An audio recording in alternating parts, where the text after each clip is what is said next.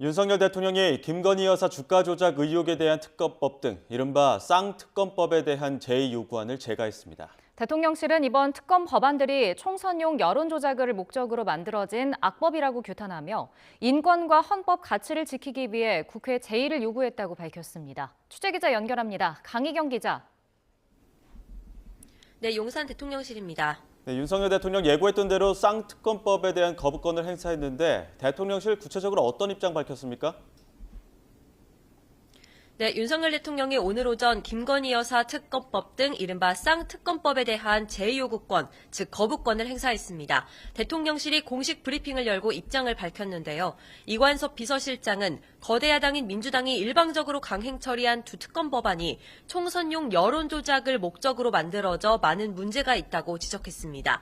재판 중인 사건 관련자들을 이중으로 과잉 수사해 인권이 유린될 수 있는 데다 총선 기간 국민의 선택권을 침해할 수 있다고 비판했습니다. 들어보겠습니다. 여야 합의도 없이 일방적으로 강행 처리한 데 대해 깊은 유감을 표명합니다. 총선 기간에 친야 성향의 특검이 허위 브리핑을 통해 국민의 선택권을 침해할 수도 있습니다. 4분 넘게 이어진 브리핑에서 이관섭 실장은 두 특검법의 문제점을 조목조목 나열했는데요.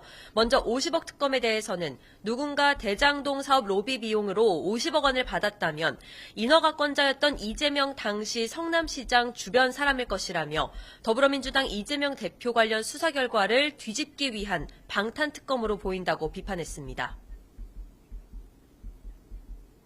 이재명 대표에 대한 수사 결과를 뒤집기 위한 진술 번복 강요, 이중 수사, 수사 검사에 대한 망신주기 조사, 물타기 여론 공작을 할 것도 뻔히 예상됩니다. 김건희 여사 특검법에 대해서도 12년 전 결혼도 하기 전인 일로 문재인 정부에서 2년간 탈탈 털었던 사건을 이중으로 수사해 관련자들의 인권을 침해할 수 있다고 지적했습니다. 그러면서 이런 특검 법안들에 수백억 원의 예산이 투입돼 국민 혈세가 낭비되고 법 집행기관의 정상적 운영에 심각한 지장을 초래할 수 있다며 헌법 가치를 보호하고 선거를 공정하게 관리해야 할 책임에 따라 윤 대통령은 국회에 두 가지 총선용 악법에 대한 제의를 요구했다고 밝혔습니다. 네, 오늘 임시 국무회의가 열린 시각이 오전 9시인데 절차가 굉장히 빠르게 진행된 거죠?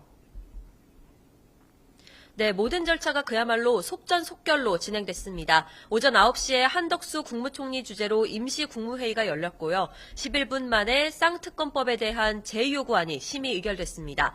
이어 30분 만에 대통령실 브리핑과 윤 대통령 재가 알림까지 나왔는데요. 대통령실 고위 관계자는 내부적으로 여러 검토를 해왔기 때문에 특별히 심사숙고할 일이 없었고 헌법적 가치를 훼손하는 조항에 대해 신속하게 입장을 밝히는 게 좋을 것으로 판단했다고 설명했습니다. 부인 사건의 거부권을 행사해 이해충돌 여지가 있다는 지적에 동의하지 않는다며 헌법적 가치를 지키기 위한 거라고도 거듭 강조했는데요. 그러면서도 거부권 행사 대안으로 제기됐던 제2부속실에 대해 국민 대다수가 원하면 설치를 검토하겠다고 밝혀 나름의 절충안을 내놨습니다.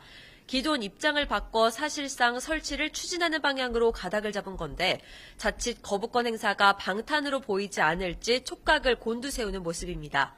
대통령 가족 등을 감찰하는 특별감찰관 임명에 대해서는 기존 입장을 재확인했습니다. 여당인 국민의힘은 민주당이 북한인권재단 이사 추천에 협조한다면 특별감찰관제에 협조하겠다는 입장이라며 현재도 그 입장이 바뀌지 않은 것으로 안다고 말했는데요. 지난해 국회에 답변했듯 여야 합의로 특별감찰관을 추천해 보내온다면 법에 따라 특별감찰관을 지명하겠다는 입장을 재확인했습니다. 지금까지 용산 대통령실에서 YTN 강희경입니다.